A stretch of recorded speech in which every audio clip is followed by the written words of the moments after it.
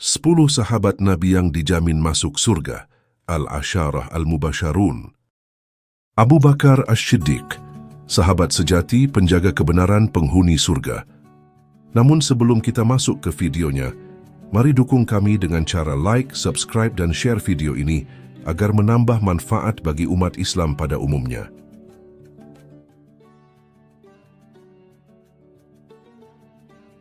Di tengah padang pasir yang luas dan kehidupan keras bangsa Quraisy di Makkah, lahirlah seorang lelaki mulia yang kelak menjadi sosok paling istimewa dalam sejarah Islam setelah para nabi. Namanya Abdullah bin Abi Quhafah, namun dunia mengenalnya dengan nama Abu Bakar As-Siddiq. Ia bukan sekadar sahabat Nabi Muhammad SAW, tapi juga orang yang pertama kali mempercayai kenabiannya tanpa ragu sedikit pun. Gelar As-Siddiq, yang berarti yang membenarkan, adalah bukti keteguhan imannya dan keyakinannya yang tak tergoyahkan. Awal kehidupan Abu Bakar lahir pada tahun 573 M, 2 tahun setelah kelahiran Rasulullah SAW. Ia berasal dari kabilah Bani Taim, salah satu suku Quraisy yang terhormat. Sejak kecil Abu Bakar dikenal sebagai sosok yang jujur, lembut dan bijak. Ia menjauhi berhala, khamr, minuman keras, serta kebiasaan buruk lainnya yang marak di masyarakat jahiliyah. Ia juga dikenal sebagai pedagang yang sukses.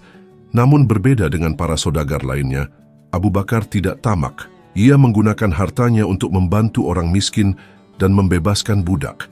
Bahkan sebelum memeluk Islam, hatinya telah condong pada nilai-nilai tauhid dan keadilan. Pertama, kali masuk Islam, ketika Rasulullah SAW menerima wahyu pertama di Gua Hira dan mulai menyampaikan risalah Islam secara sembunyi-sembunyi, Abu Bakar adalah orang dewasa pertama yang langsung menerima dakwah beliau. Tanpa ragu, ia mengucapkan 2 kalimat syahadat. Hatinya langsung membenarkan bahwa Muhammad SAW adalah utusan Allah. Keislaman Abu Bakar menjadi titik penting dalam sejarah dakwah Islam. Bukan hanya karena kedudukannya yang terhormat di tengah Quraisy, tetapi juga karena dari tangannya banyak tokoh besar Islam mendapatkan hidayah. Di antaranya adalah Utsman bin Affan, Zubair bin Awam, Abdurrahman bin Auf, Sa'ad bin Abi Waqqash, dan Thalhah bin Ubaidillah. Semuanya kelak menjadi sahabat besar dan pejuang Islam. Sahabat setia dalam setiap langkah Abu Bakar adalah satu-satunya sahabat yang menemani Rasulullah SAW dalam perjalanan hijrah ke Madinah. Saat itu para pembesar Quraisy telah bersumpah untuk membunuh Nabi. Dalam malam yang penuh bahaya, keduanya bersembunyi di Gua Sur. Ketika Abu Bakar melihat kaki para pengejar begitu dekat dengan pintu gua, ia berkata dengan khawatir, "Wahai Rasulullah, seandainya salah seorang dari mereka menunduk, niscaya mereka akan melihat kita." Namun Rasulullah SAW dengan tenang menjawab, "Wahai Abu Bakar, bagaimana menurutmu dengan 2 orang yang bersama Allah? Sesungguhnya Allah bersama kita." QS At-Taubah 40. Kedekatan spiritual antara Rasulullah dan Abu Bakar begitu dalam. Abu Bakar menangis saat melihat Rasulullah tertimpa luka dalam perang Uhud. Ia memberi seluruh hartanya ketika diminta untuk infak dan ia menjadi imam kaum muslimin ketika Nabi jatuh sakit.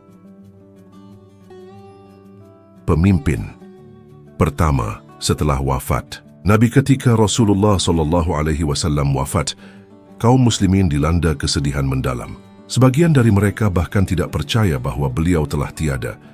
Umar bin Khattab menghunus pedangnya, berkata bahwa siapapun yang mengatakan Nabi telah wafat akan dipenggal.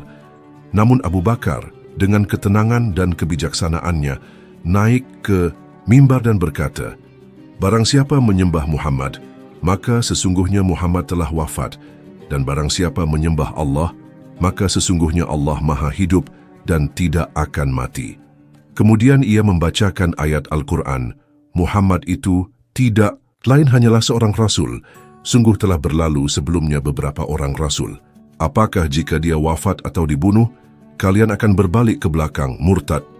QS Ali Imran 144. Pidato Abu Bakar menyadarkan umat. Ia pun dipilih menjadi khalifah pertama, pemimpin kaum muslimin menggantikan kepemimpinan kenabian. Inilah tanggung jawab maha berat yang ia emban. namun ia jalankan dengan penuh amanah dan keikhlasan, memadamkan fitnah dan menjaga Islam. Sebagai khalifah, Abu Bakar menghadapi masa yang sangat sulit. Banyak kabilah Arab yang murtad setelah wafatnya Nabi. Beberapa nabi palsu muncul seperti Musailamah Al-Kazzab. Orang-orang enggan membayar zakat, bahkan ingin memisahkan zakat dari kewajiban agama. Namun Abu Bakar teguh. Ia berkata, "Demi Allah, seandainya mereka menahan satu tali unta yang biasa mereka berikan kepada Rasulullah, maka aku akan memerangi mereka karena menolaknya." Ia mengirim pasukan untuk memerangi para pemberontak dan nabi palsu. Salah satu pasukan yang paling bersejarah adalah yang dipimpin oleh Khalid bin Walid dalam Perang Yamamah melawan Musailamah. Dalam perang ini ratusan penghafal Al-Quran gugur sebagai syuhada Abu Bakar juga, yang memerintahkan untuk mulai mengumpulkan mushaf Al-Quran dalam satu naskah agar tidak hilang karena banyaknya para hafiz yang gugur. Ia menunjuk Zaid bin Sabit sebagai penanggung jawabnya. Inilah cikal bakal mushaf yang kita baca hingga hari ini. Sederhana dalam kekuasaan, luar biasa dalam keimanan. Meski menjadi pemimpin tertinggi umat Islam, Abu Bakar tetap hidup dalam kesederhanaan. Ia tetap berjualan kain di pasar hingga Umar menegurnya, mengatakan bahwa negara harus mencukupinya agar fokus menjalankan tugas kepemimpinan. Dalam amanatnya kepada pasukan, Abu Bakar selalu menekankan akhlak. Jangan membunuh wanita, anak-anak, dan orang tua. Jangan menebang pohon. Jangan merusak bangunan ibadah. Jangan menyiksa hewan. Perlakukan tawanan dengan baik. Sikapnya terhadap harta juga luar biasa. Saat Rasulullah meminta infak untuk perang, Abu Bakar menyerahkan seluruh hartanya. Ketika Nabi bertanya, "Apa yang kamu tinggalkan untuk keluargamu?" Ia menjawab, "Aku tinggalkan Allah dan Rasul-Nya." Wafatnya sang khalifah dan kabar surga Abu Bakar hanya menjabat sebagai khalifah selama 2 tahun lebih sedikit.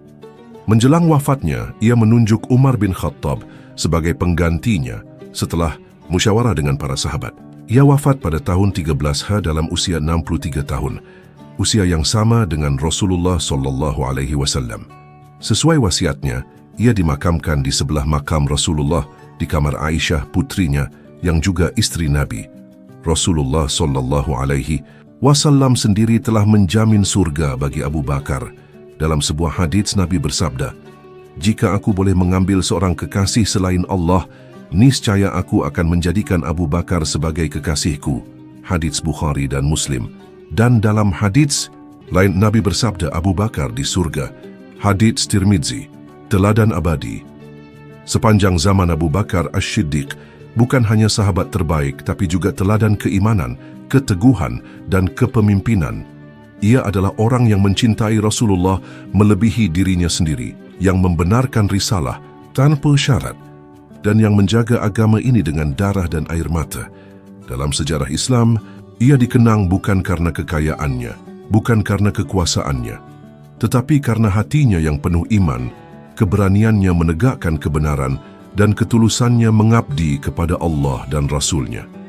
Kisah Abu Bakar As-Siddiq adalah kisah tentang cinta sejati kepada Allah dan Rasul-Nya. Kisah tentang seorang sahabat yang membenarkan ketika banyak yang meragukan, yang berdiri tegak ketika banyak yang tumbang, dan yang menjaga Islam dalam masa-masa paling genting.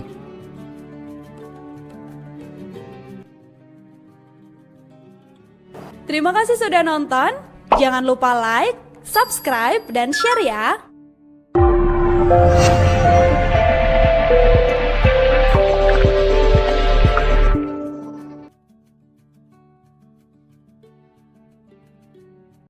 Kisah Umar bin Khattab, singa padang pasir yang dijamin surga. Namun sebelum kita masuk ke videonya, mari dukung kami dengan cara like, subscribe, dan share video ini agar menambah manfaat bagi umat Islam pada umumnya.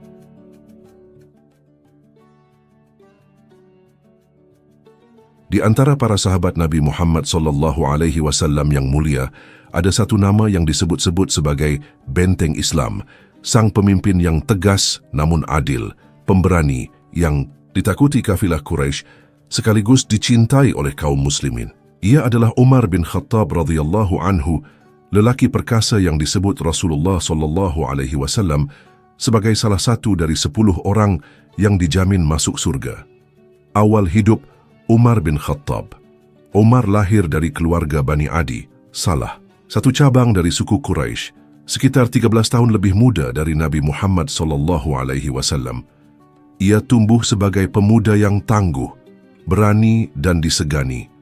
Sejak muda, Umar dikenal memiliki kecerdasan tinggi, kemampuan berbicara yang fasih, serta kekuatan fisik yang luar biasa. Ia juga menjadi salah satu dari sedikit orang Quraisy yang bisa membaca dan menulis. Sebelum masuk Islam, Umar adalah musuh bebuyutan umat Islam. Ia mengikuti kepercayaan nenek moyangnya dan memusuhi ajaran yang dibawa Nabi Muhammad SAW. Bahkan ia termasuk orang yang menyiksa kaum muslimin dan terang-terangan menentang dakwah Islam. Kisah masuk Islamnya Umar bin Khattab. Suatu hari, Umar bin Khattab memutuskan untuk membunuh Rasulullah SAW demi menghentikan penyebaran Islam. Dengan pedang terhunus, ia melangkah penuh amarah ke rumah Arqam, tempat Rasulullah biasa berkumpul bersama para sahabat. Di tengah jalan, seorang lelaki Quraisy menghentikannya dan bertanya, "Wahai Umar, kemana engkau hendak pergi dengan pedangmu itu?" "Aku akan membunuh Muhammad," jawabnya tanpa ragu. Lelaki itu pun berkata, "Sebelum engkau pergi ke Muhammad, tidakkah engkau lebih baik mengurus keluargamu sendiri yang telah mengikuti agama Muhammad? Adik kandungmu Fatimah dan suaminya Sa'id bin Zaid telah masuk Islam." Bagai kilat menyambar, berita itu membuat Umar berbelok arah. Ia menuju rumah adiknya. Di sana, ia mendengar bacaan Al-Quran dari surah Thaha yang dibaca Khabbab bin Al-Arat. Dengan marah, Umar menghantam adiknya dan suaminya. Namun ketika ia melihat darah mengalir dari wajah Fatimah, hatinya luluh. Ia meminta lembaran Al-Quran itu dibacakan untuknya. Begitu mendengar firman Allah yang agung, hatinya terguncang. Nur keimanan masuk ke dalam dadanya. Ia segera pergi ke rumah Arqam. Sesampainya di sana, ia mengetuk pintu dengan keras. Para sahabat yang ada di dalam ketakutan. "Ini Umar," kata salah satu dari mereka. Hamzah bin Abdul Muthalib berkata, "Bukalah pintu. Jika ia datang untuk kebaikan, kita sambut. Jika ia datang dengan niat buruk, kita habisi dia dengan pedangnya sendiri." Begitu bertemu dengan Rasulullah SAW, Umar bersujud dan berkata, "Aku bersaksi bahwa tiada Tuhan selain Allah dan Muhammad adalah utusan Allah." Maka bergemuruh takbir dari para sahabat. Hari itu adalah kemenangan besar bagi Islam. Sejak saat itu Umar menjadi pelindung dakwah. Islam tak lagi tersembunyi. Ia berkata, "Wahai Rasulullah, bukankah kita berada di atas kebenaran? Maka mari kita keluar dan salat di Ka'bah." Umar memimpin barisan kedua. Setelah Hamzah menuju Ka'bah, untuk pertama kalinya, kaum muslimin salat berjamaah secara terbuka. Di tengah pusat kota Mekah, Umar bin Khattab dalam perjuangan Islam. Setelah masuk Islam, Umar menjadi salah satu tokoh utama dalam perjuangan Islam. Keberaniannya, ketegasannya, dan kedalaman pemahamannya tentang agama menjadikannya salah satu penasehat paling terpercaya Rasulullah SAW. Umar turut serta dalam hampir seluruh peperangan penting bersama Nabi SAW, termasuk Badar, Uhud, Khandak dan Tabuk. Ia juga dikenal sebagai sosok yang sangat taat dan zuhud. Meski memiliki kekuasaan, Umar hidup dalam kesederhanaan. Bajunya penuh tambalan, dan ia kerap keliling kota pada malam hari untuk memastikan rakyatnya tidak kelaparan. Salah satu keistimewaan Umar adalah bahwa pendapatnya seringkali sejalan dengan wahyu. Beberapa kali Allah menurunkan ayat Al-Quran yang membenarkan usulan Umar seperti perintah hijab, larangan meminum khamr, dan pemakaman orang-orang munafik. Rasulullah SAW menjamin surga untuk Umar. Rasulullah SAW bersabda dalam banyak hadis tentang keutamaan Umar. Salah satunya dari hadis yang diriwayatkan oleh Tirmidzi dan Abu Dawud. Abu Bakar di surga, Umar di surga, Utsman di surga, Ali di surga. Hadis Tirmidzi. Dalam kesempatan lain, Rasulullah SAW bersabda, "Seandainya ada nabi setelahku, maka dia adalah Umar bin Khattab." Hadis Ahmad. Keimanan dan ketakwaan Umar diakui oleh seluruh sahabat. Ia dikenal sebagai sosok yang keras terhadap kebatilan namun lembut terhadap kaum lemah dan fakir. Masa kekhalifahan Umar bin Khattab. Setelah wafatnya Abu Bakar As-Siddiq, Umar bin Khattab diangkat sebagai khalifah kedua kaum muslimin. Masa kepemimpinannya dikenal sebagai masa keemasan Islam. Di bawah kepemimpinannya, wilayah Islam meluas dengan sangat pesat. Kekaisaran Romawi Timur, Byzantium, dan Kekaisaran Persia takluk satu persatu. Wilayah seperti Syam, Mesir, Persia, dan Irak berhasil dibebaskan dalam waktu singkat. Namun Umar bukan hanya pemimpin militer, ia adalah negarawan sejati. Di masa kekhalifahannya, ia meletakkan fondasi pemerintahan modern, pengumpulan data penduduk, pembentukan departemen keuangan, diwan, pembangunan jalan, masjid, saluran air, dan pos keamanan. Ia juga menetapkan kalender, hijriyah dan sistem penggajian tentara. Umar dikenal sebagai pemimpin yang merakyat. Ia tak memiliki penjagaan mewah, tak tinggal di istana, dan lebih suka tidur di tanah beralas pelepah kurma. Ia sering menyamar untuk menyusuri jalanan di malam hari, memastikan rakyatnya dalam keadaan aman dan kenyang. Wafatnya Umar bin Khattab. Pada tahun 23 Hijriah, ketika Umar sedang memimpin salat subuh di Masjid Nabawi, ia ditikam oleh seorang budak Majusi bernama Abu Lu'lu'ah al-Majusi. Luka yang diderita Umar sangat parah. Setelah beberapa hari dalam keadaan kritis, Umar wafat dalam usia 63 tahun. Sebelum wafat, Umar menunjuk tim syura musyawarah yang terdiri dari 6 sahabat utama untuk memilih penggantinya, dan akhirnya Utsman bin Affan radhiyallahu anhu terpilih sebagai khalifah ketiga. Umar dimakamkan di samping Rasulullah SAW dan Abu Bakar As-Siddiq di dalam kamar Aisyah radhiyallahu anha, warisan keagungan seorang khalifah. Hingga hari ini nama Umar bin Khattab dikenang sebagai simbol keadilan, keberanian dan ketakwaan. Kepemimpinannya menjadi teladan tidak hanya dalam dunia Islam, tetapi juga di kalangan ilmuwan dan pemikir dunia. Ia pernah berkata, "Andai seekor keledai terperosok di Irak karena jalan rusak, niscaya aku takut Allah akan menanyakannya kepadaku di hari kiamat, mengapa engkau tidak memperbaiki jalan itu, wahai Umar?" Sungguh Umar bin Khattab adalah pemimpin yang takut akan hisab, tegas dalam menegakkan kebenaran, dan rendah hati di hadapan Allah. Maka pantaslah jika Rasulullah SAW menyebut namanya di antara penghuni surga. Kisah Umar bin Khattab adalah kisah tentang perubahan luar biasa. Dari seorang penentang keras Islam menjadi pelindungnya yang paling setia, dari seorang penindas menjadi simbol keadilan. Terima kasih sudah nonton. Jangan lupa like, subscribe, dan share ya.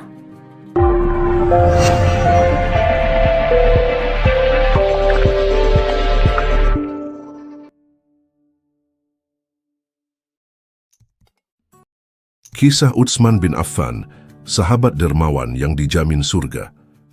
Namun sebelum kita masuk ke videonya, mari dukung kami dengan cara like, subscribe, dan share video ini agar menambah manfaat bagi umat Islam pada umumnya.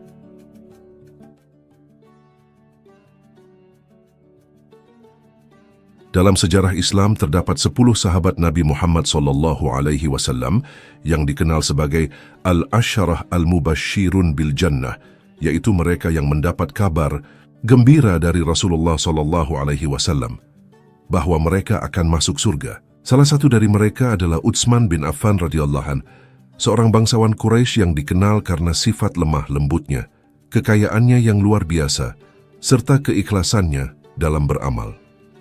Latar belakang dan masuk Islam. Utsman bin Affan dilahirkan di Mekah pada tahun ke-6 setelah tahun Gajah. Ia berasal dari kabilah Bani Umayyah, salah satu suku bangsawan Quraisy yang paling berpengaruh. Ayahnya bernama Affan bin Abi al-Ash dan ibunya bernama Arwa binti Quraisy, yang masih memiliki hubungan keluarga dengan Rasulullah SAW melalui kakek mereka yang sama, Abdul Manaf.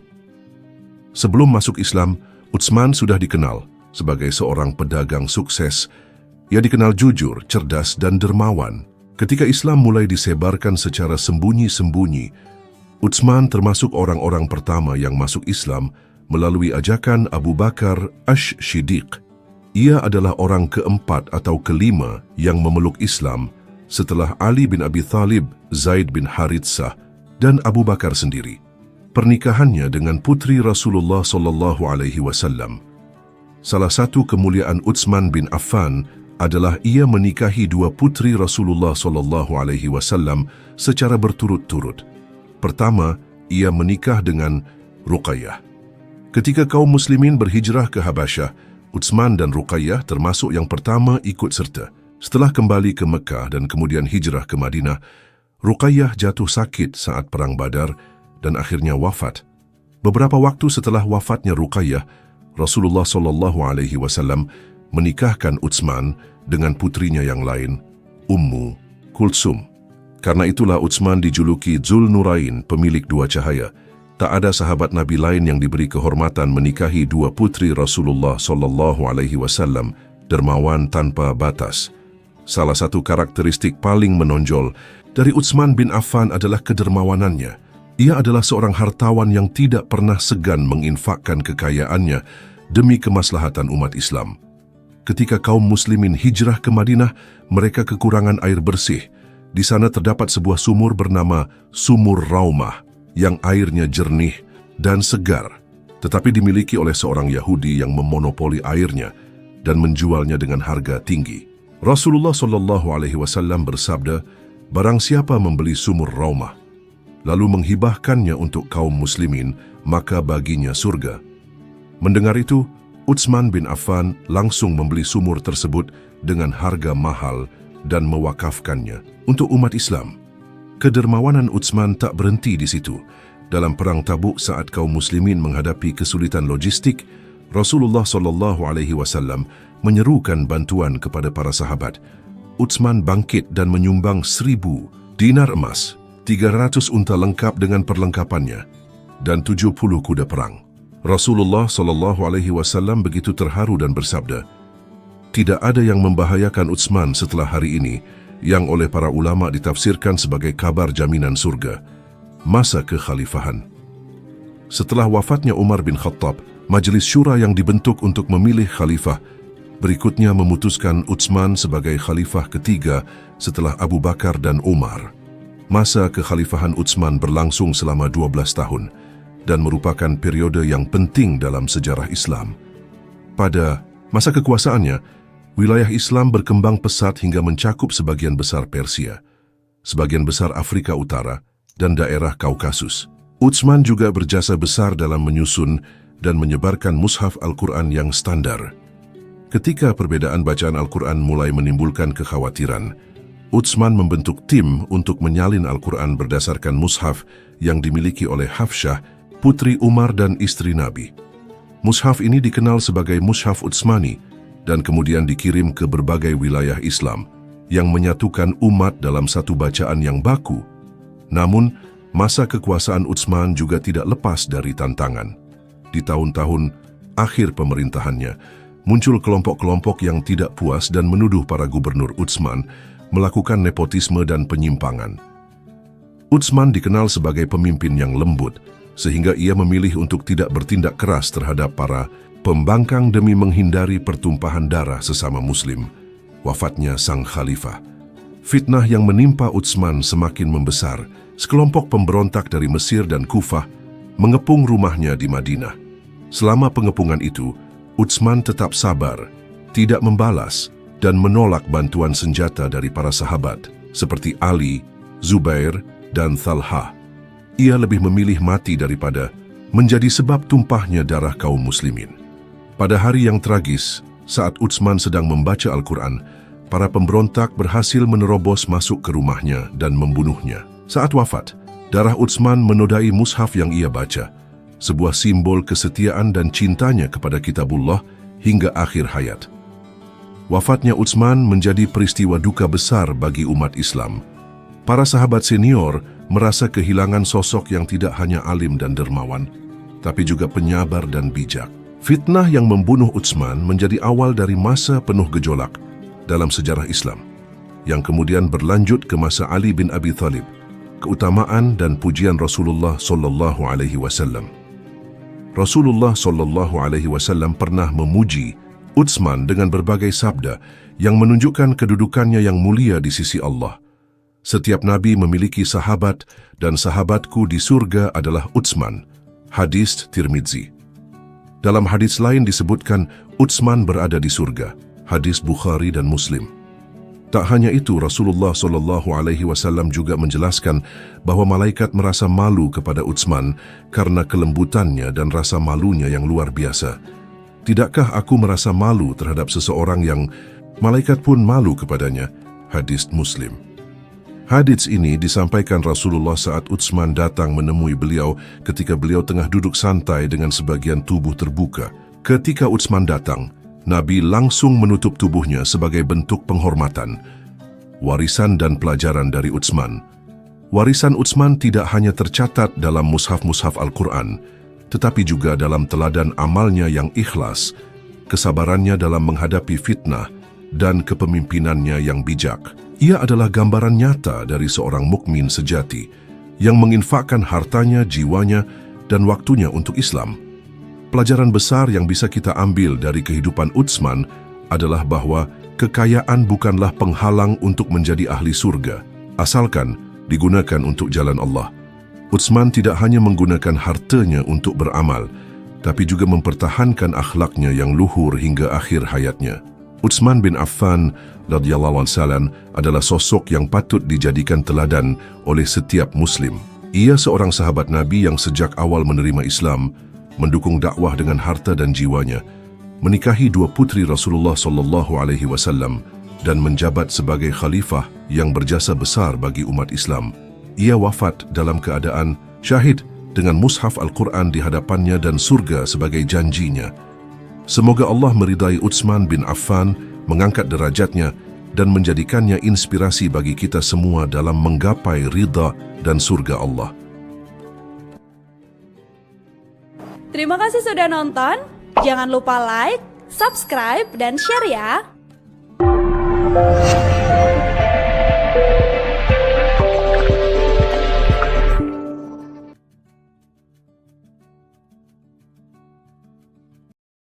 Kisah Ali bin Abi Thalib, singa Allah yang dijamin surga. Namun sebelum kita masuk ke videonya, mari dukung kami dengan cara like, subscribe, dan share video ini agar menambah manfaat bagi umat Islam pada umumnya.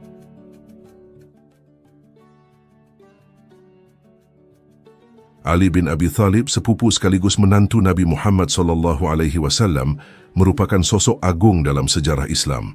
Ia dikenal sebagai pemuda pemberani, ahli ilmu dan pengamal kebenaran sejati. Ali radhiyallahu anhu adalah salah satu dari 10 sahabat yang dijamin masuk surga oleh Rasulullah SAW, sebuah kehormatan besar yang hanya diberikan kepada orang-orang pilihan. Kisah hidupnya syarat dengan pengorbanan, keberanian dan keteguhan iman yang patut menjadi teladan bagi seluruh umat muslim. Awal kehidupan Ali radhiyallahu anhu, Ali bin Abi Thalib, lahir di kota Mekah pada tahun 600 dari keluarga Bani Hashim, salah satu kabilah terhormat di kalangan Quraisy. Ayahnya Abu Thalib adalah paman sekaligus pelindung Rasulullah SAW. Ibunya bernama Fatimah binti Asad, seorang wanita mulia yang juga sangat dihormati oleh Nabi. Sejak kecil, Ali tumbuh dalam rumah tangga Nabi Muhammad SAW. Saat Mekah mengalami kesulitan ekonomi, Rasulullah yang telah menikah dengan Khadijah radhiyallahu anha dan berkecukupan menawarkan untuk mengasuh Ali guna meringankan beban Abu Thalib. Sejak saat itu Ali tumbuh dalam lingkungan yang penuh nilai-nilai kejujuran, kasih sayang dan keimanan. Masuk Islam di usia muda. Ali bin Abi Thalib merupakan orang ketiga yang memeluk Islam setelah Khadijah dan Abu Bakar. Bahkan ia menjadi anak pertama yang menyatakan keimanannya kepada Allah dan Rasul-Nya. Ketika itu, usianya baru sekitar 10 tahun. Keteguhan hatinya untuk mengikuti kebenaran meski masih belia menunjukkan betapa tinggi kemuliaan ruhnya. Dalam sebuah riwayat, saat Nabi SAW menerima wahyu pertama, beliau langsung pulang ke rumah dalam keadaan gemetar. Setelah itu Rasulullah SAW mulai menyampaikan risalah secara diam-diam kepada orang-orang terdekatnya. Salah satu momen penting terjadi ketika Nabi SAW mengumpulkan keluarga besarnya, dan menawarkan Islam kepada mereka. Dari semua yang hadir, hanya Ali yang berdiri dan menyatakan kesediaannya mendukung Rasulullah. Walaupun masih muda, ia berkata dengan penuh keyakinan, "Aku akan menjadi penolongmu ya Rasulullah." Keberanian Ali di medan perang, Ali radhiyallahu anhu dikenal sebagai pejuang tangguh dalam berbagai pertempuran penting. Keberaniannya tidak tertandingi dan ia selalu berada di garis depan membela Islam. Dalam perang Badar, ia menghadapi para jawara Quraisy dengan keberanian luar biasa. Ia berhasil menumbangkan beberapa pemimpin musyrikin, termasuk Walid bin Utbah. Namun, salah satu momen paling legendaris adalah pada Perang Khaybar. Ketika pasukan Muslim kesulitan menaklukkan benteng Yahudi yang kokoh, Nabi SAW bersabda, "Besok aku akan memberikan panji ini kepada seseorang yang mencintai Allah dan Rasul-Nya, dan Allah serta Rasul-Nya pun mencintainya. Ia adalah seorang yang tidak lari dari medan perang." Keesokan harinya, Rasulullah memanggil Ali bin Abi Thalib. Saat itu, mata Ali sedang sakit, tetapi Rasulullah mengusap matanya dan seketika sembuh. Dengan penuh semangat, Ali memimpin pasukan dan berhasil merebut benteng Khaybar, sebuah kemenangan besar bagi kaum muslimin. Cinta dan pernikahan dengan Fatimah Az-Zahra, Ali radhiyallahu anhu, juga dikenal karena cintanya yang suci dan tulus kepada putri Nabi, Fatimah Az-Zahra radhiyallahu anha. Setelah beberapa sahabat melamar Fatimah namun ditolak, akhirnya Ali memberanikan diri untuk menyampaikan niatnya. Ia datang dalam kesederhanaan tanpa harta berlebih. Rasulullah SAW menerima lamaran Ali dengan gembira karena mengetahui kesalihan dan keluhuran budi menantunya itu. Pernikahan mereka menjadi contoh rumah tangga Islami yang penuh cinta, kesederhanaan, dan keberkahan. Dari pernikahan ini lahirlah Hasan dan Husain, cucu-cucu kesayangan Rasulullah, yang kelak juga menjadi tokoh penting dalam sejarah Islam. Rasulullah SAW pernah bersabda tentang Ali dan Fatimah, "Fatimah adalah bagian dariku. Siapa yang membuatnya marah berarti membuatku marah. Ali adalah dariku dan aku dari Ali." Hadis Tirmidzi. Ilmu dan hikmah Ali radhiyallahu anhu. Selain keberanian, Ali bin Abi Thalib juga dikenal karena kedalaman ilmunya. Ia adalah gudang hikmah dan kebijaksanaan. Banyak sahabat yang belajar darinya. Rasulullah SAW sendiri bersabda, "Aku adalah kota ilmu dan Ali adalah pintunya." Hadis Tirmidzi. Ali memiliki kemampuan dalam bidang tafsir, fiqih, dan qada, peradilan. Bahkan saat Umar bin Khattab radhiyallahu anhu menjadi khalifah, beliau sering berkata, "Jika bukan karena Ali, niscaya Umar binasa," sebagai bentuk pengakuan terhadap kecerdasan Ali dalam memberikan solusi hukum yang tepat. Kata-kata hikmah Ali sangat banyak dan dijadikan rujukan dalam dunia Islam. Ia dikenal mampu merangkai kalimat dengan indah namun syarat makna. Berikut salah satu kutipan terkenalnya, "Nilai dari seorang sesuai dengan apa yang ia cari." Kalimat ini menggambarkan betapa Ali mengajak manusia untuk mengejar nilai-nilai hakiki seperti ilmu, kebaikan, dan keikhlasan, bukan hanya dunia semata, kepemimpinan dan ujian sebagai khalifah. Setelah terbunuhnya Khalifah Utsman bin Affan radhiyallahu anhu, umat Islam mengalami masa fitnah dan perpecahan. Dalam kondisi penuh gejolak, para sahabat sepakat membayat Ali sebagai khalifah keempat. Namun, kepemimpinan Ali penuh ujian dan tantangan. Perang Jamal dan Perang Siffin adalah dua peristiwa besar yang terjadi pada masa kekhalifahannya. Ali harus menghadapi saudara-saudaranya sendiri yang berbeda pandangan politik. Namun ia tetap berusaha menegakkan keadilan dan mencegah pertumpahan darah semaksimal mungkin. Dalam menghadapi perpecahan, Ali menunjukkan sikap adil dan bijaksana. Ia tidak mencari kekuasaan, namun ketika umat membutuhkannya, ia siap memikul beban amanah itu.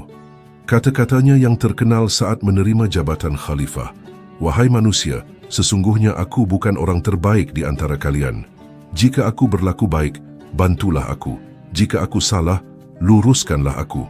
Ini menunjukkan kerendahan hati dan keikhlasannya dalam memimpin umat. Wafatnya sang singa Allah. Tragisnya, Ali bin Abi Thalib wafat dalam keadaan syahid.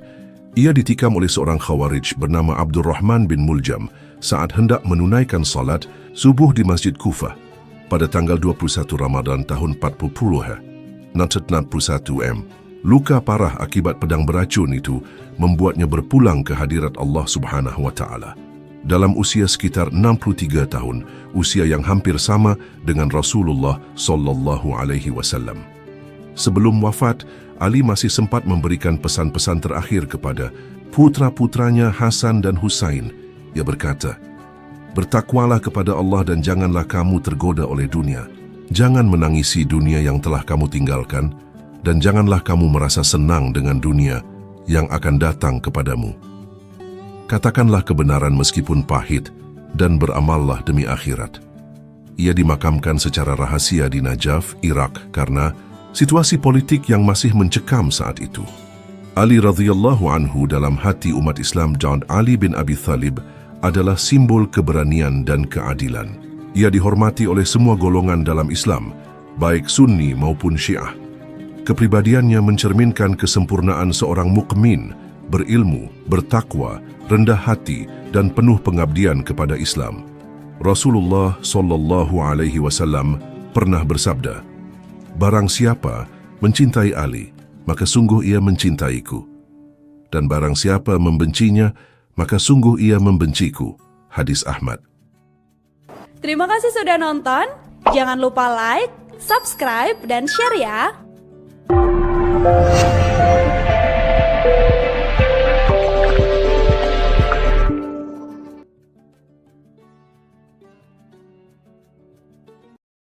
Talhah bin Ubaidillah, singa di Uhud, penghuni surga di dunia. Namun sebelum kita masuk ke videonya, mari dukung kami dengan cara like, subscribe, dan share video ini agar menambah manfaat bagi umat Islam pada umumnya.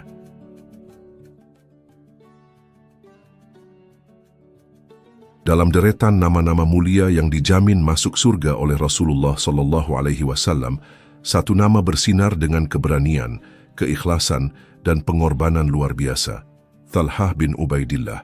Beliau bukan hanya sahabat Nabi Muhammad sallallahu alaihi wasallam, tapi juga pelindung yang setia, dermawan yang tak kenal pamrih, dan pejuang yang rela mengorbankan segalanya demi Islam. Kisah hidupnya adalah pelajaran abadi tentang cinta kepada Allah, Rasulnya, dan umat Islam. Awal kehidupan dan masuk Islam. Talhah bin Ubaidillah berasal dari suku Quraisy, Bani Taim. Ia lahir di Mekah sekitar 28 tahun sebelum hijrah dalam keluarga pedagang kaya raya. Sejak kecil, Talhah dikenal cerdas, tangkas, dan berani. Ia kerap menemani kafilah dagang keluarganya ke Syam. Bahkan sebelum dewasa, ia telah pandai berdagang. Kisah keislamannya bermula saat ia berada di Busra, sebuah kota di wilayah Syam. Di sana, seorang rahib Nasrani memberitahunya bahwa zaman munculnya Nabi terakhir telah dekat. Sang rahib juga menyebutkan ciri-ciri Nabi tersebut yang sesuai dengan Muhammad bin Abdullah di Mekah.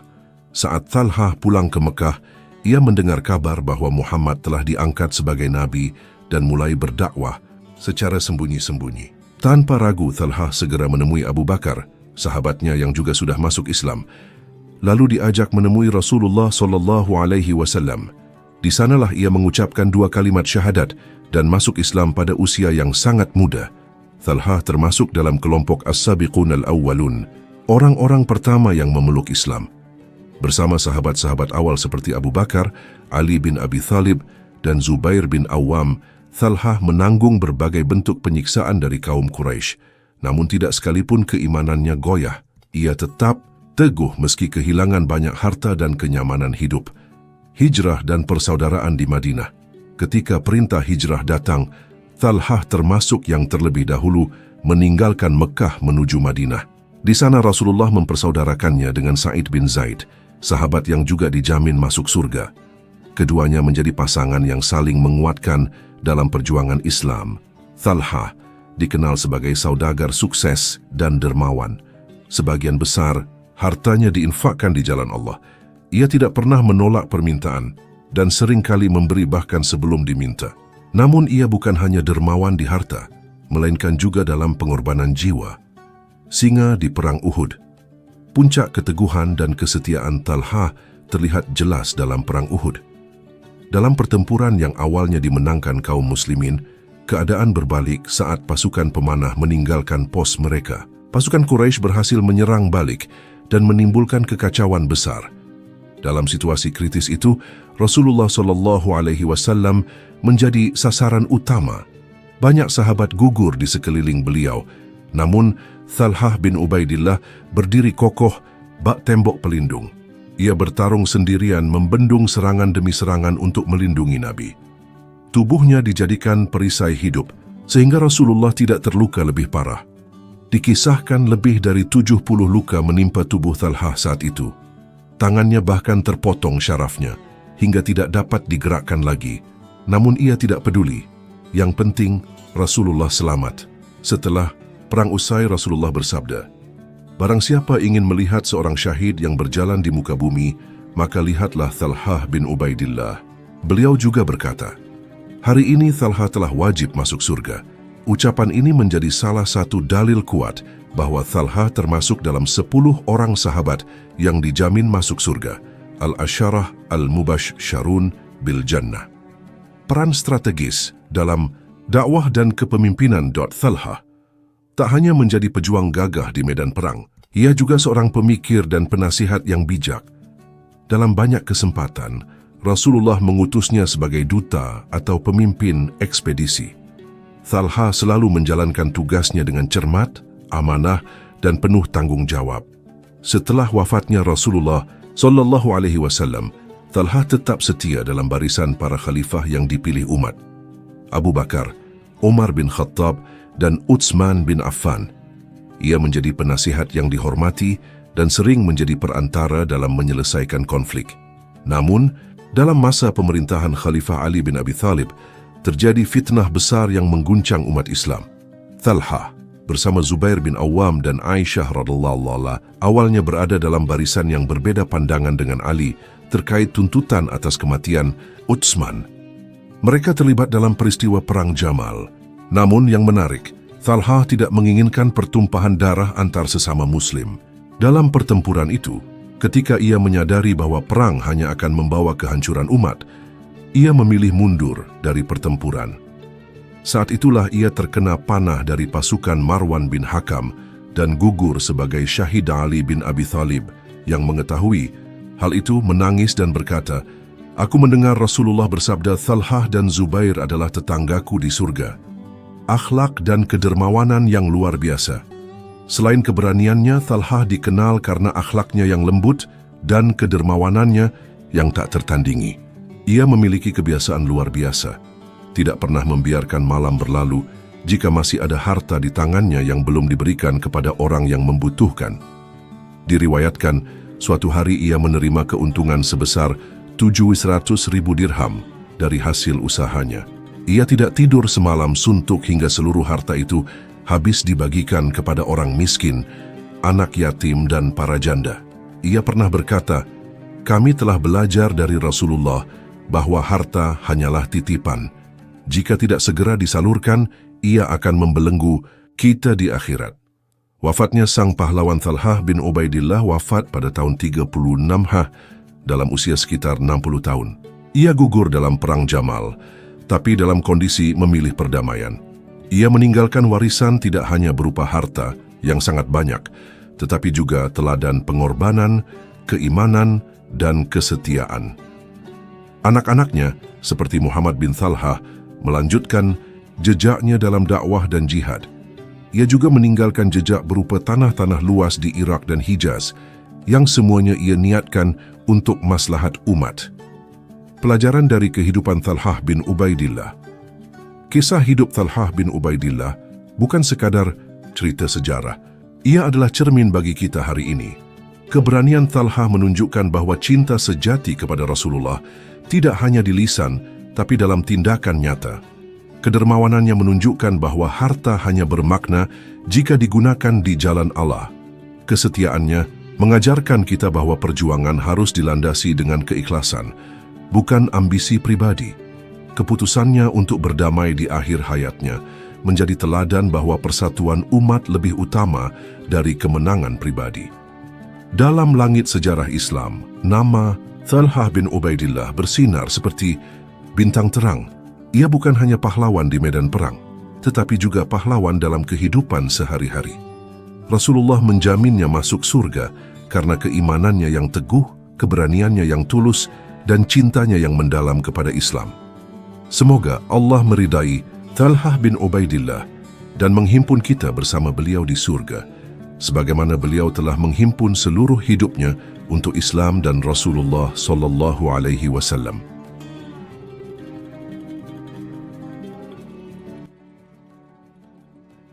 Terima kasih sudah nonton.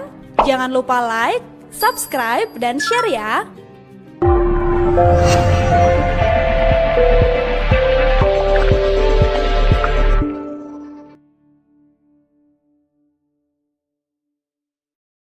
Kisah Zubair bin Awam, singa Allah yang dijamin surga.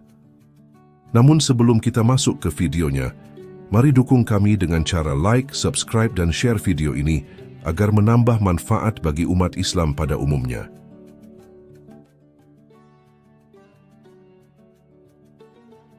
Zubair bin Awam adalah salah satu dari 10 sahabat yang dijamin masuk surga oleh Nabi Muhammad SAW dalam hadis yang masyhur. Namanya harum dalam sejarah Islam sebagai pejuang yang tangguh, sahabat yang setia, dan sosok yang sejak kecil telah menapaki jalan kebenaran meski di tengah tekanan besar. Ia adalah simbol keberanian, keikhlasan, dan keteguhan hati, asal-usul dan hubungan keluarga. Zubair bin Awam lahir di Makkah dari keluarga Bang Sallallahu Alaihi Wasallaman Quraisy. Ia berasal dari Bani Asad, salah satu kabilah terkemuka. Ayahnya, Awam bin Khuwailid, wafat saat Zubair masih kecil. Ibunya adalah Syafiyah binti Abdul Muthalib, yang tak lain adalah bibi dari Nabi Muhammad sallallahu alaihi wasallam, menjadikan Zubair sebagai sepupu Nabi. Sejak kecil, Zubair telah menunjukkan keberanian luar biasa yang kelak menjadi ciri khas hidupnya.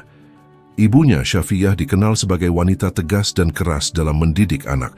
Ia mendidik Zubair dengan nilai-nilai keberanian dan keteguhan. Suatu ketika, saat masih remaja, Zubair berkelahi dengan seorang anak yang mengejek agama Islam. Ia tidak takut untuk membela apa yang diyakininya, meski nyawa taruhannya. Awal keislaman. Zubair termasuk dalam kelompok awal yang memeluk Islam. Ia masuk Islam dalam usia sekitar 15 tahun, setelah mendengar dakwah Nabi Muhammad SAW.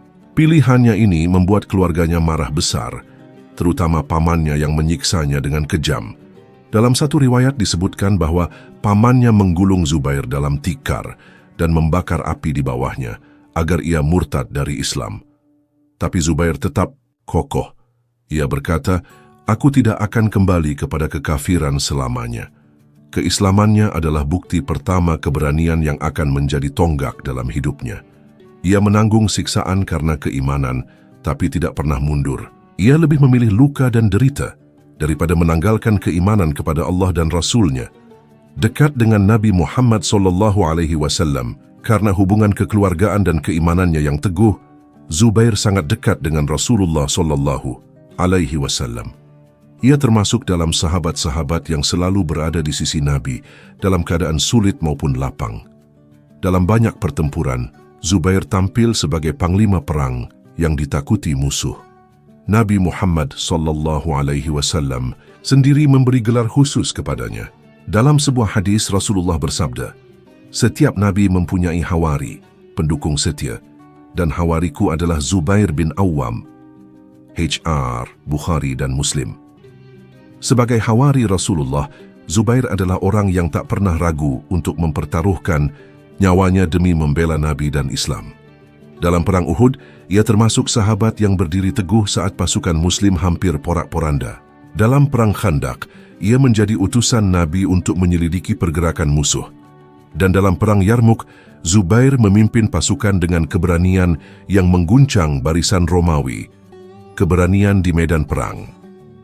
Salah satu peristiwa paling terkenal adalah dalam perang Yarmuk saat Zubair memotivasi pasukan Islam yang sempat gentar menghadapi pasukan Romawi yang jauh lebih besar. Dengan penuh semangat, ia berteriak, "Wahai manusia, tidakkah kalian malu lari dari surga?" Lalu ia sendiri menerjang pasukan musuh hingga terluka parah, tapi keberaniannya menghidupkan semangat kaum muslimin. Dalam perang Badr, Zubair tampil dengan mengenakan baju perang berwarna kuning yang membuatnya menonjol di antara pasukan. Ia berhasil membunuh beberapa pemimpin Quraisy, termasuk Ubay bin Khalaf, salah satu musuh besar Rasulullah. Di Perang Uhud, Zubair bertempur di garis depan dan tetap bertahan ketika sebagian besar pasukan Muslim kacau. Tidak hanya itu, Zubair juga menunjukkan kemampuannya sebagai panglima yang cerdas dalam strategi. Ia tidak hanya mengandalkan keberanian fisik, tetapi juga ketajaman berpikir dalam menilai medan perang. Sosok dermawan dan tawadu. Meskipun terkenal sebagai panglima yang gagah berani, Zubair adalah pribadi yang sangat tawadu dan dermawan. Ia tidak pernah menyombongkan dirinya, meski memiliki kekayaan melimpah dari hasil peperangan dan usaha perdagangan. Dalam kehidupannya, ia dikenal sebagai orang yang banyak menyantuni anak yatim dan janda. Salah satu hal yang paling menonjol darinya adalah sifat keikhlasan. Zubair tidak pernah mencari kekuasaan atau jabatan. Ia bahkan enggan menerima amanah pemerintahan ketika ditawarkan, karena takut tidak mampu menunaikannya dengan benar. Ia lebih memilih berperan sebagai prajurit atau penasihat daripada menjadi pemimpin yang berkuasa. Fitnah dan tragedi di akhir hayat. Setelah wafatnya Nabi Muhammad SAW, Zubair tetap menjadi bagian penting dalam sejarah Islam. Ia termasuk sahabat yang ikut dalam berbagai peristiwa penting seperti penaklukan negeri-negeri besar dan pembentukan struktur pemerintahan Islam di masa Khulafaur Rasyidin. Namun, masa tuanya diuji dengan fitnah besar yang melanda umat Islam, terutama saat terjadinya konflik antara Khalifah Ali bin Abi Thalib dan kelompok yang menuntut pembalasan atas terbunuhnya Khalifah Utsman bin Affan. Zubair bersama Thalha bin Ubaidillah dan Aisyah radhiyallahu memimpin pasukan menuju Basrah dalam peristiwa yang dikenal sebagai Perang Jamal. Namun, ketika ia bertemu dengan Ali bin Abi Thalib dan mendengar nasihatnya serta mengingat sabda Rasulullah tentang konflik di masa mendatang, Zubair segera mundur dan menyesali keterlibatannya. Sayangnya, ketika Zubair kembali dari medan perang dengan niat untuk tidak ikut bertempur, ia dibunuh secara licik oleh seseorang yang ingin mengambil keuntungan pribadi dari kekacauan itu. Zubair wafat dalam keadaan dikhianati, padahal ia telah memilih jalan damai, wasiat dan warisan. Sebelum wafat, Zubair berwasiat kepada anak-anaknya agar selalu takut kepada Allah, menjaga amanah dan tidak mengejar dunia. Ia meninggalkan kekayaan besar yang dikelola dengan amanah oleh putranya, Abdullah bin Zubair, yang juga menjadi tokoh penting dalam sejarah Islam. Wasiat Zubair menunjukkan bahwa meskipun ia adalah pahlawan di medan perang, ia tidak pernah lalai dari tugasnya sebagai ayah dan pendidik bagi keluarganya. Ia ingin anak-anaknya tumbuh menjadi generasi yang bertakwa, jujur, dan mencintai Islam. Dijamin masuk surga. Keutamaan Zubair bin Awam sangat banyak. Ia adalah salah satu dari Ashrah Mubasyarah, 10 sahabat yang dijamin masuk surga oleh Rasulullah SAW. Dalam hadis yang diriwayatkan oleh Tirmidzi dan Abu Dawud, Rasulullah menyebutkan nama-nama sahabat yang dijamin surga dan Zubair termasuk di dalamnya. Bayangkan, seorang anak muda yang dahulu dibakar dalam tikar oleh pamannya karena keimanannya, kini tercatat abadi sebagai penghuni surga yang dijamin oleh lisan Nabi sendiri. Ini adalah bukti bahwa keimanan, keberanian, dan keikhlasan akan selalu mendapatkan balasan terbaik dari Allah Subhanahu wa Ta'ala. Zubair bin Awam bukan sekadar pejuang, tapi juga simbol dari keimanan yang kokoh. Hidupnya adalah rangkaian pengorbanan dan pengabdian kepada Islam. Ia berani saat orang lain takut, ia teguh saat orang lain goyah, dan ia memilih jalan damai saat fitnah melanda. Dalam dunia yang penuh tantangan, kisah Zubair bin Awam menjadi inspirasi bagi setiap Muslim untuk tetap teguh dalam iman, berani dalam kebaikan, dan ikhlas dalam perjuangan. Terima kasih sudah nonton. Jangan lupa like, subscribe, dan share ya.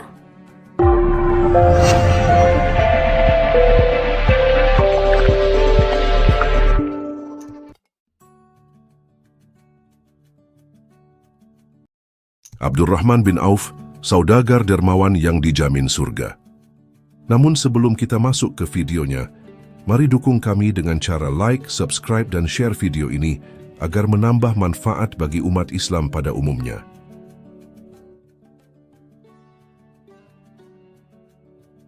Pada masa awal Islam yang penuh tantangan dan rintangan, muncul seorang sahabat mulia yang namanya selalu disebut dalam deretan orang-orang yang dijamin masuk surga. Dia adalah Abdurrahman bin Auf, seorang pedagang sukses, dermawan luar biasa dan pejuang gigih di jalan Allah. Awal mula keislaman, Abdurrahman bin Auf lahir dengan nama Abdul Ka'bah di Makkah dari suku Quraisy, tepatnya dari Bani Zuhrah, suku yang sama dengan ibunda Rasulullah, Aminah binti Wahab. Namun setelah memeluk Islam, Rasulullah mengganti namanya menjadi Abdurrahman, yang berarti hamba Allah yang Maha Pengasih. Ia termasuk dalam kelompok As-Sabiqunal Awwalun, yaitu orang-orang pertama yang masuk Islam melalui dakwah Abu Bakar As-Siddiq. Dalam usia muda, Abdurrahman sudah memiliki kecerdasan, sifat jujur, dan kemampuan berdagang yang mumpuni. Ia rela meninggalkan segala kemewahan dan kenyamanan demi menyambut kebenaran yang dibawa oleh Nabi Muhammad SAW, hijrah, dan ujian kesetiaan. Saat tekanan kaum Quraisy terhadap kaum muslimin makin hebat, Rasulullah memerintahkan para sahabat untuk hijrah ke Madinah. Abdurrahman termasuk di antara mereka. Namun hijrah bukanlah perkara mudah. Abdurrahman harus meninggalkan seluruh harta dan usahanya di Makkah. Ia pergi hanya dengan keimanan dan tekad bulat. Sesampainya di Madinah, Rasulullah mempersaudarakannya dengan Sa'ad bin Rabi' al-Ansyari, salah satu tokoh kaya dari kaum Ansyar. Dalam ikatan ukhuwah Islamiyah yang sangat indah itu, Sa'ad menawarkan separuh hartanya dan bahkan salah satu istrinya untuk dinikahi oleh Abdurrahman. Namun dengan keteguhan hati dan kepribadian yang mandiri, Abdurrahman berkata, "Semoga Allah memberkahimu dalam hartamu dan keluargamu. Tunjukkan saja di mana pasar." Inilah titik awal kisah legendaris seorang pedagang muslim yang memulai dari nol dan akhirnya menjadi miliarder yang taat dan dermawan. Pedagang andal yang penuh keberkahan, Abdurrahman memulai perdagangannya di Pasar Bani Qainuqa dengan berjualan keju dan minyak. Berkat kejujuran, kepandaian, dan keberkahan dari Allah, perdagangannya berkembang pesat. Tak lama ia menjadi salah satu saudagar terkaya di Madinah. Namun, kekayaan yang dimilikinya tak membuatnya lalai dari agama. Ia menyadari bahwa harta hanyalah titipan dan sarana untuk beribadah. Ia dikenal sangat dermawan. Infaknya tiada henti, sedekahnya menyentuh ribuan jiwa. Suatu hari, ketika Rasulullah mempersiapkan pasukan untuk perang Tabuk, sebuah perang yang memerlukan logistik besar, Abdurrahman datang dan menyumbangkan 200 uqiyah emas, setara lebih dari 5 kilogram emas saat ini. Rasulullah SAW begitu terkesan hingga bersabda, "Abdurrahman bin Auf berada di surga berjalan dengan tenang." Ia tak hanya menyumbangkan harta, tapi juga selalu hadir di medan jihad, seperti Perang Badar, Uhud, dan berbagai ekspedisi lainnya. Dalam Perang Uhud, Abdurrahman terluka parah dan kehilangan beberapa gigi depannya.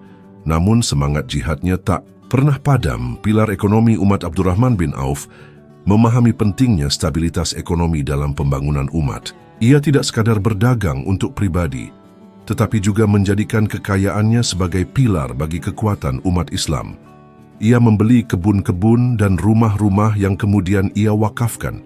Ia menanggung nafkah istri-istri Nabi setelah wafatnya Rasulullah SAW. Ia memberi makan fakir miskin setiap hari dan membantu para janda serta anak yatim. Ketika datang suatu rombongan kafilah dagang besar dari Syam, terdiri dari 700 unta penuh barang dagangan, masyarakat Madinah gempar karena semuanya adalah milik Abdurrahman bin Auf. Aisyah radhiyallahu anha berkata, "Aku mendengar Rasulullah bersabda, aku melihat Abdurrahman bin Auf masuk surga dengan merangkak. Ketika kabar itu sampai ke telinga Abdurrahman, ia menangis dan berkata, aku akan berusaha agar bisa masuk surga dengan berjalan tegak. Lalu ia menyedekahkan seluruh isi kafilah itu, kebijaksanaan dan ketaatan." Setelah wafatnya Rasulullah SAW, Abdurrahman tetap menjadi sosok penting dalam masyarakat Islam. Ketika Khalifah Umar bin Khattab membentuk majelis syura untuk memilih penggantinya, Abdurrahman termasuk dari 6 sahabat utama yang dipilih.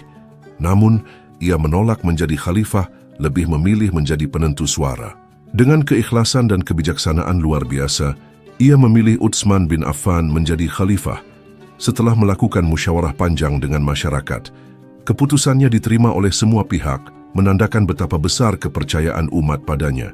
Ia juga sangat berhati-hati terhadap dunia. Suatu ketika, Abdurrahman mendengar bahwa Rasulullah bersabda, kaum muhajirin yang miskin akan masuk surga sebelum orang kaya dengan selisih waktu setengah hari atau 500 tahun. Sejak itu, ia semakin giat dalam bersedekah dan menghindari kemewahan berlebih. Meski hartanya melimpah, ia hidup sederhana. Dalam satu riwayat sebelum wafat, ia berwasiat agar 50.000 dinar disedekahkan untuk para pejuang perang Badar yang masih hidup. Jumlah itu amat besar pada masa itu. Akhir kehidupan dan kabar gembira, Abdurrahman bin Auf wafat pada tahun 32 Hijriah dalam usia sekitar 75 tahun. Ia dimakamkan di Baqi', pemakaman mulia di Madinah. Ketika wafat, ia meninggalkan warisan dalam jumlah luar biasa. Namun yang lebih luar biasa dari hartanya adalah jejak amal dan kebaikan yang tak terhitung. Ia termasuk 10 sahabat yang dijamin masuk surga oleh Rasulullah SAW. Dalam satu hadis yang masyhur, Abu Bakar di surga, Umar di surga, Utsman di surga, Ali di surga, Thalhah di surga, Zubair di surga, Abdurrahman bin Auf di surga. Kansen hadis Tirmidzi. Surga adalah ganjaran tertinggi, dan Abdurrahman bin Auf telah membuktikan bahwa seorang pedagang bisa meraih derajat tertinggi asalkan menjadikan hartanya sebagai jalan menuju Allah. Pelajaran dari kehidupan Abdurrahman bin Auf: kejujuran dan amanah adalah kunci sukses dalam bisnis. Abdurrahman tidak pernah menipu dalam berdagang. Ia menolak cara haram dan selalu menjaga integritasnya.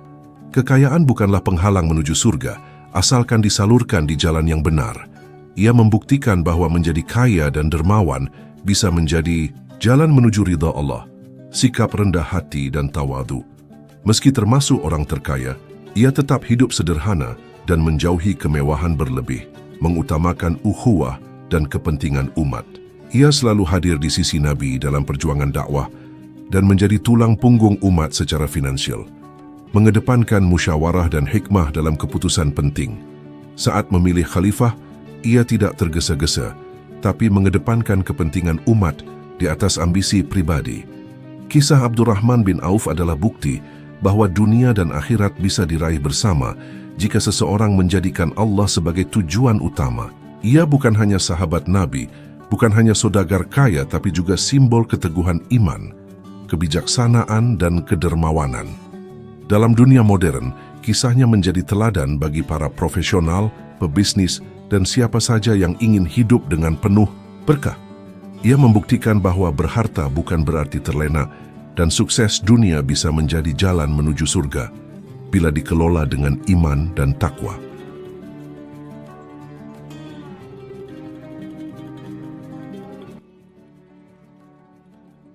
Terima kasih sudah nonton. Jangan lupa like, subscribe, dan share ya.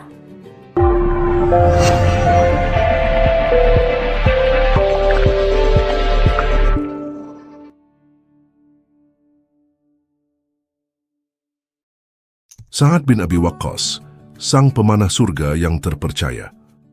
Namun sebelum kita masuk ke videonya, mari dukung kami dengan cara like, subscribe, dan share video ini agar menambah manfaat bagi umat Islam pada umumnya.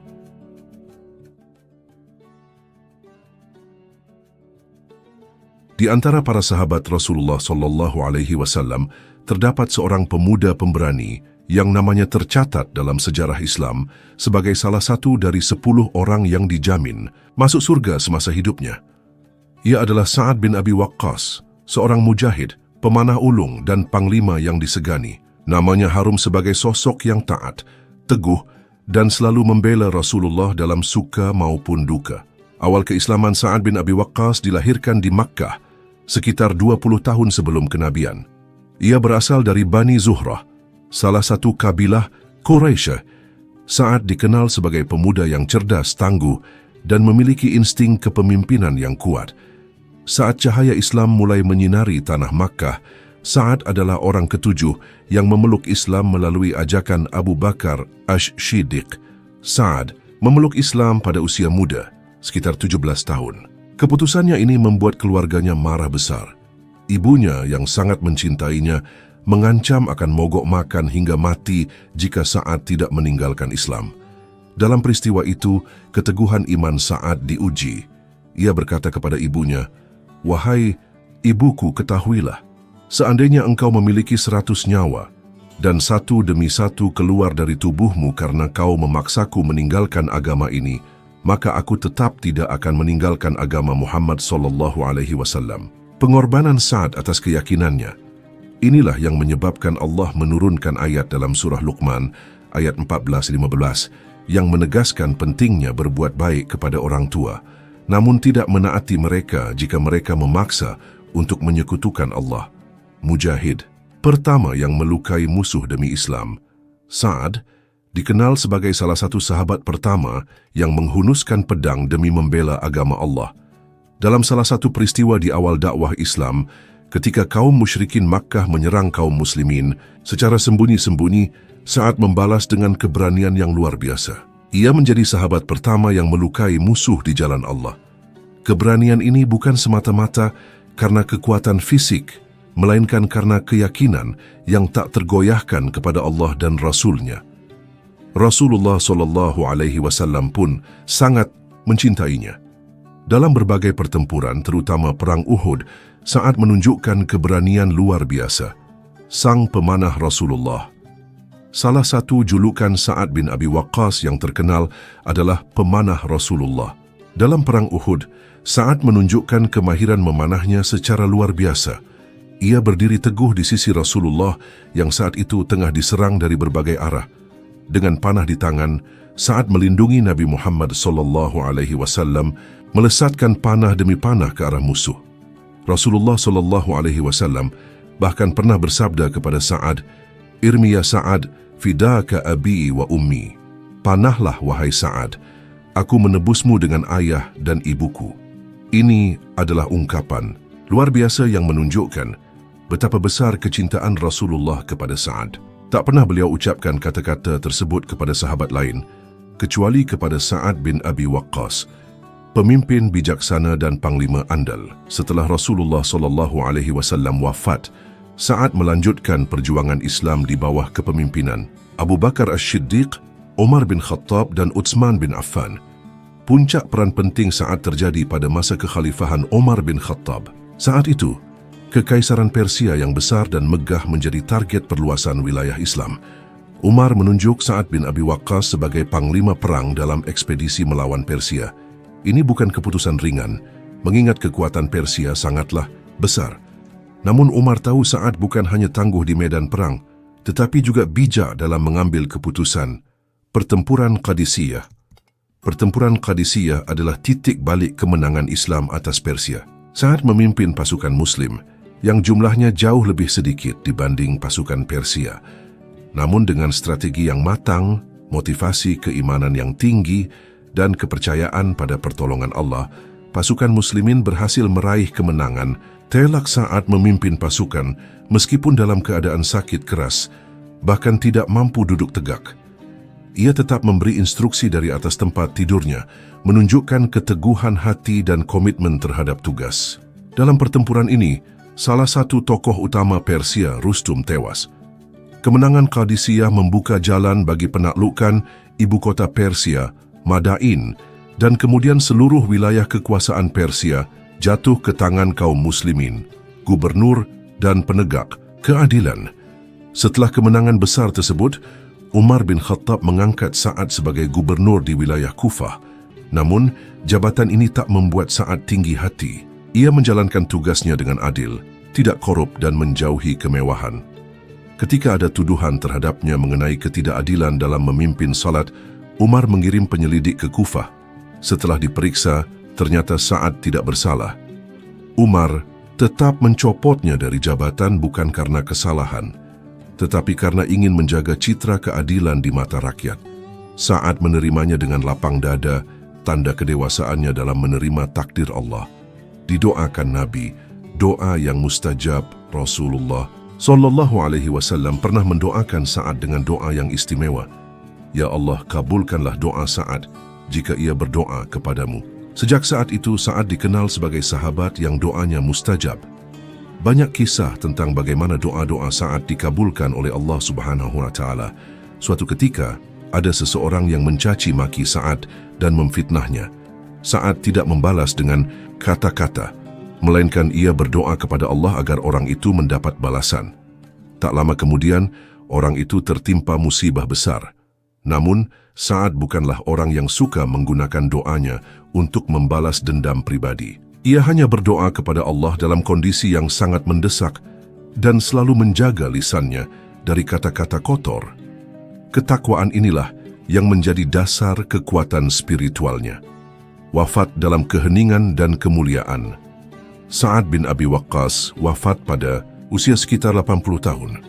Pada masa kekhalifahan Muawiyah bin Abi Sufyan, ia adalah sahabat terakhir dari 10 orang yang dijamin masuk surga yang masih hidup. Ia memilih mengasingkan diri dari hiruk-pikuk politik, terutama setelah peristiwa fitnah besar pasca wafatnya Utsman bin Affan. Menjelang wafat, Sa'ad meminta agar ia dimakamkan dengan jubah yang pernah ia pakai saat perang Badar. Jubah itu robek dan telah lusuh, namun bagi Sa'ad, itulah pakaian kehormatan. Ia ingin bertemu Allah dengan pakaian yang ia kenakan saat pertama kali berjuang demi agamanya. Jenazahnya dimakamkan di Baqi, dan umat Islam mengenangnya sebagai pejuang sejati, seorang pemimpin yang adil dan sahabat terpercaya Rasulullah. Penutup, teladan abadi Sa'ad bin Abi Waqqas bukan hanya dikenal karena keahliannya dalam memanah atau kepiawaiannya dalam memimpin pasukan. Ia dikenang karena keteguhan imannya, kejujuran, keberanian dan sikap tawakalnya yang luar biasa. Ia membela Islam sejak awal dakwah hingga akhir hayatnya. Rasulullah Sallallahu Alaihi Wasallam menyebut namanya sebagai salah satu dari Asyrah Mubasyarah, yaitu 10 sahabat yang dijamin masuk surga. Kisah Sa'ad bin Abi Waqqas adalah kisah tentang keberanian, keteguhan, dan cinta sejati kepada Allah dan Rasul-Nya. Ia adalah bintang di langit sejarah Islam.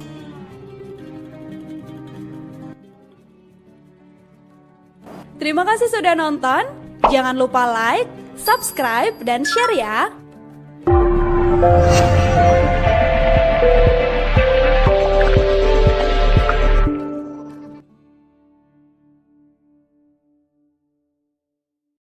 Sa'id bin Zaid, pejuang kebenaran yang dijamin surga.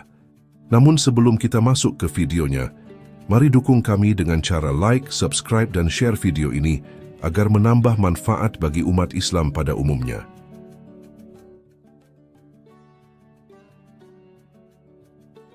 Antara para sahabat Rasulullah Sallallahu Alaihi Wasallam ada sekelompok orang yang mendapatkan kabar gembira langsung dari lisan Rasulullah bahwa mereka adalah penghuni surga. Mereka adalah 10 sahabat yang dikenal dengan sebutan Al-Asyarah Al-Mubasyarun bil Jannah. Salah satu dari mereka adalah seorang yang mungkin kurang dikenal dibanding Abu Bakar, Umar atau Ali, namun keteguhan iman dan pengorbanannya tak kalah besar. Dialah Sa'id bin Zaid bin Amr bin Nufail, warisan Tauhid sebelum Islam. Said lahir dan tumbuh di tengah keluarga Quraisy yang terhormat. Ayahnya, Zaid bin Amr bin Nufail, adalah seorang pencari kebenaran sejati. Dalam masyarakat Makkah yang tenggelam dalam kemusyrikan, Zaid menolak menyembah berhala. Ia memilih untuk menyembah Tuhan yang Esa, mengikuti agama Ibrahim, meskipun belum mengenal Islam. Ia menolak menyembelih untuk berhala, menolak memakan bangkai dan senantiasa berdoa kepada Tuhan yang Maha Esa.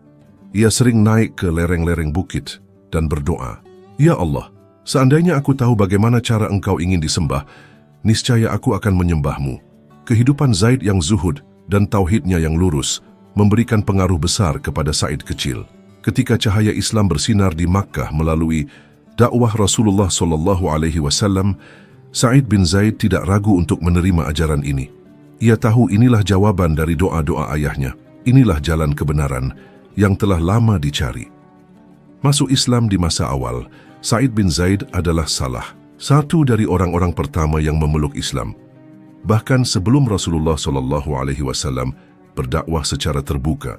Ia termasuk generasi awal yang menerima Islam secara sembunyi-sembunyi dan dengan penuh pengorbanan.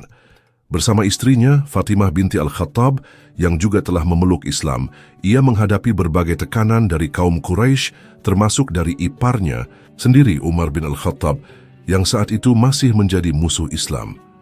Kisah masuk Islamnya Umar tak bisa dipisahkan dari keberadaan Sa'id dan istrinya. Suatu hari, Umar yang marah dan memutuskan untuk membunuh Nabi Muhammad SAW justru mendapatkan hidayah ketika mendengar bacaan Al-Quran dari mulut adiknya, Fatimah dan Sa'id. Ketika Umar memukul adiknya hingga berdarah, Sa'id berdiri menghadang dengan gagah. Meski dirinya juga dipukul dan diinjak-injak, ia tidak gentar. Akhirnya, Umar pun luluh hatinya membaca ayat-ayat Al-Quran dan masuk Islam. Peristiwa ini menjadi titik balik besar dalam sejarah dakwah Islam. Sahabat yang setia dan penuh keberanian.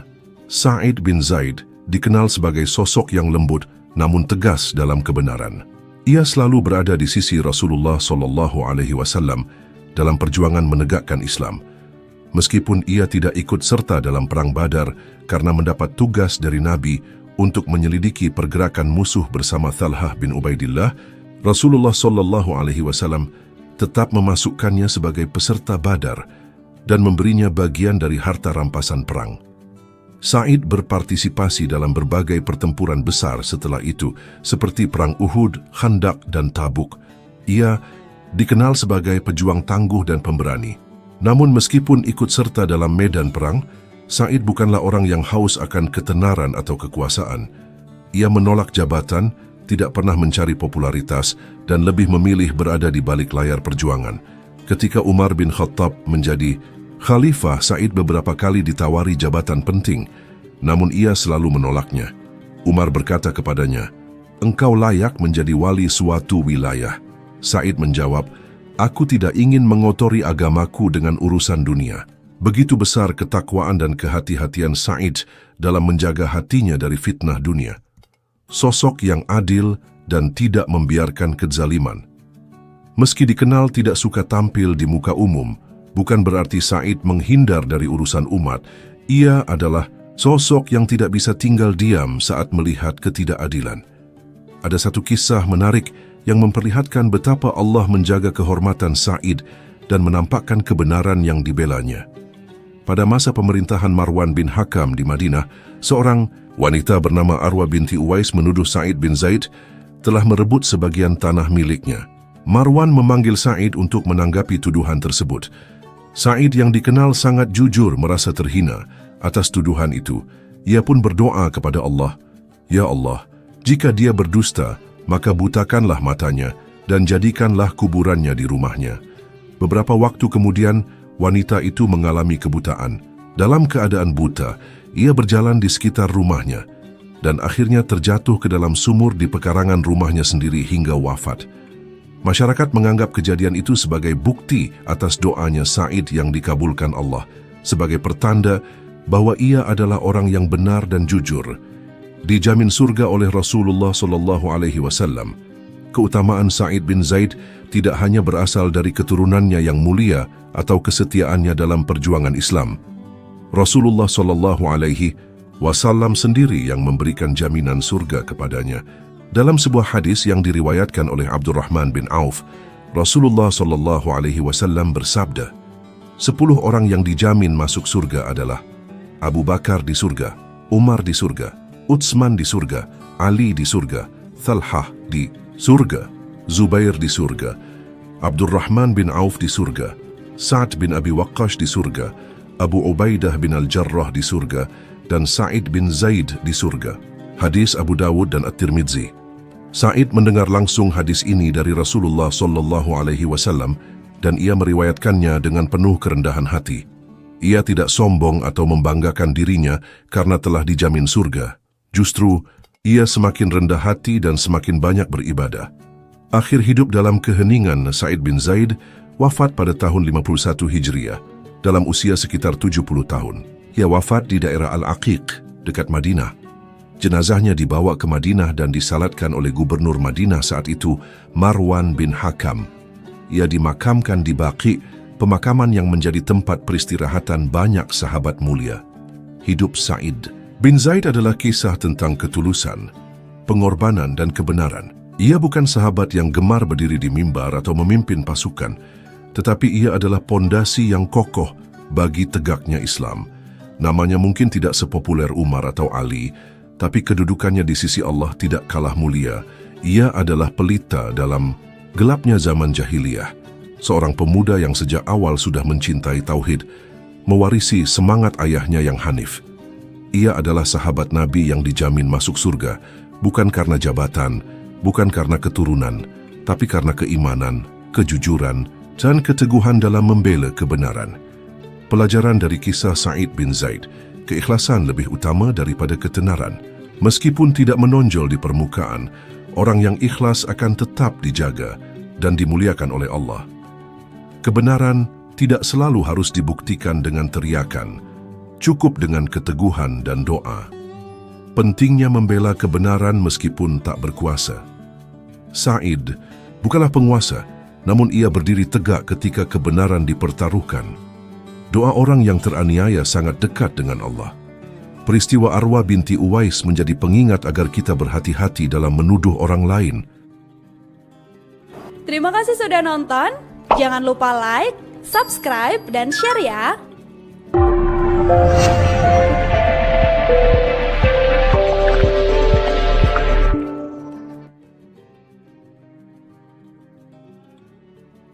Abu Ubaidah bin Jarrah, sang penjaga amanah yang dijamin surga. Namun sebelum kita masuk ke videonya, mari dukung kami dengan cara like, subscribe, dan share video ini agar menambah manfaat bagi umat Islam pada umumnya.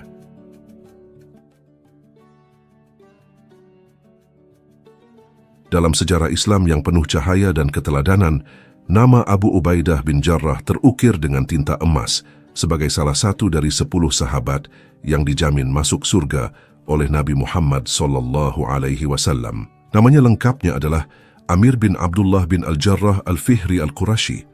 Namun ia lebih dikenal dengan julukan Abu Ubaidah bin Jarrah.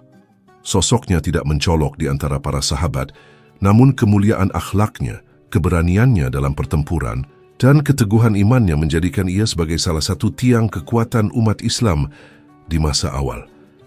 Awal keislaman Abu Ubaidah termasuk dalam golongan pertama yang memeluk Islam. Ia menerima ajaran Islam melalui dakwah Abu Bakar Ash-Shiddiq, sahabat karib Rasulullah SAW. Keputusannya untuk memeluk Islam pada masa-masa awal merupakan pilihan yang syarat risiko. Ketika itu tekanan kaum Quraisy terhadap kaum muslimin sangat keras. Namun Abu Ubaidah dengan hati yang bersih dan akal yang jernih langsung mengenali kebenaran dalam dakwah Rasulullah SAW. Sejak itu, ia menjadi bagian dari barisan awal yang mendampingi perjuangan Nabi. Dalam perintah hijrah ke Madinah, Abu Ubaidah termasuk yang ikut berhijrah, meninggalkan tanah kelahirannya demi agama dan keyakinan yang ia peluk.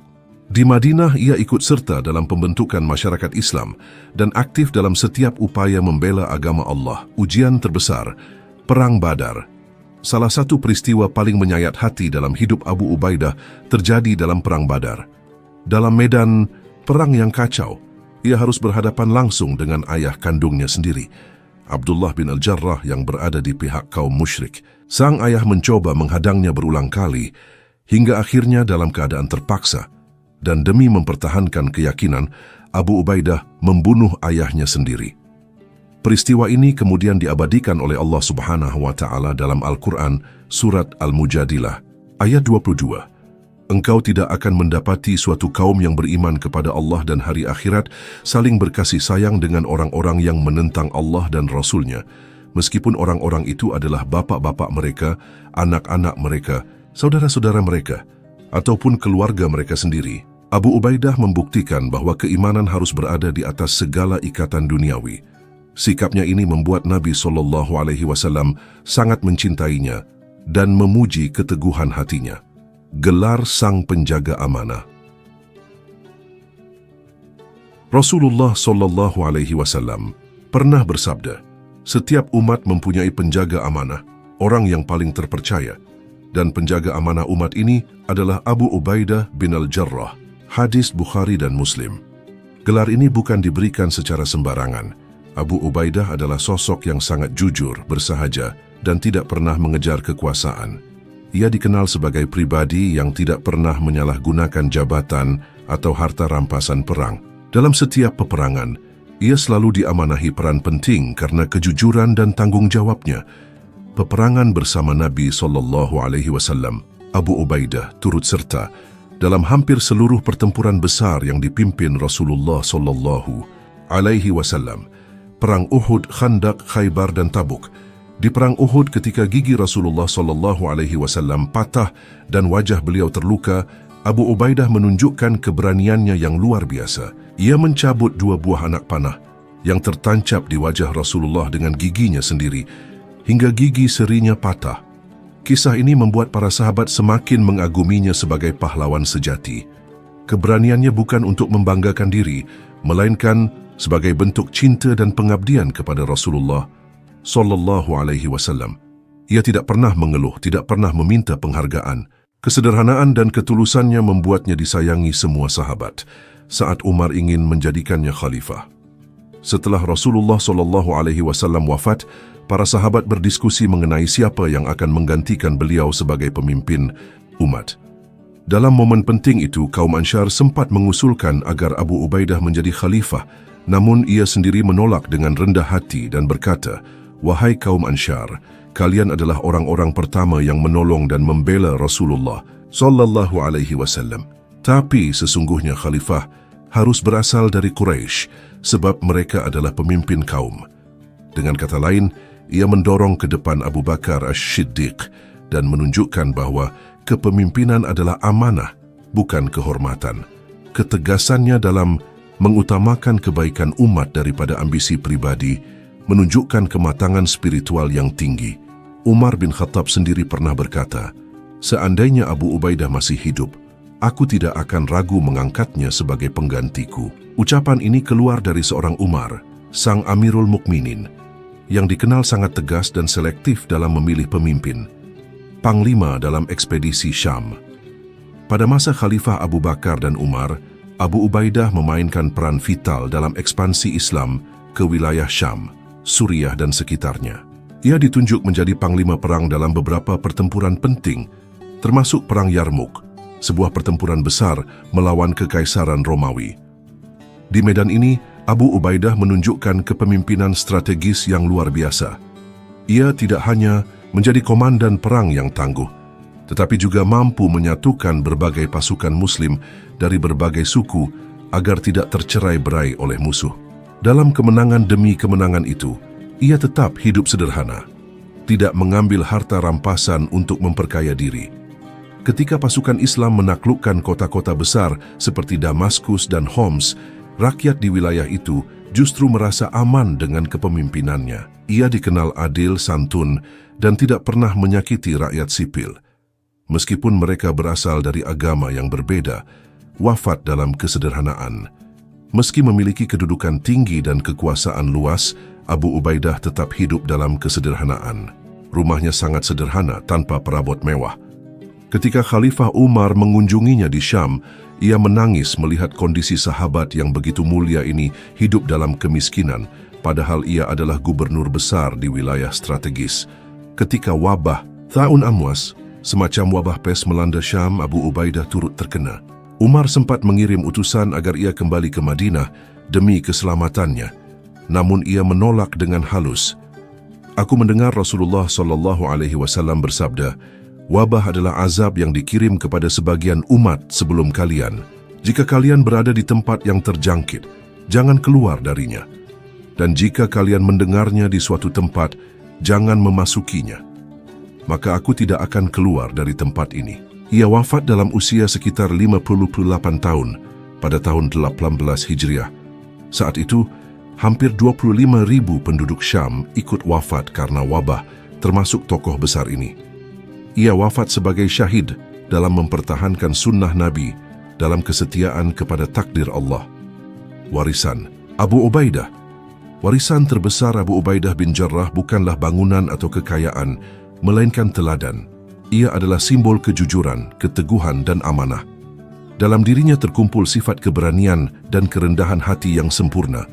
Ia tidak mengejar dunia tetapi dunia tunduk kepadanya karena kemuliaan akhlaknya.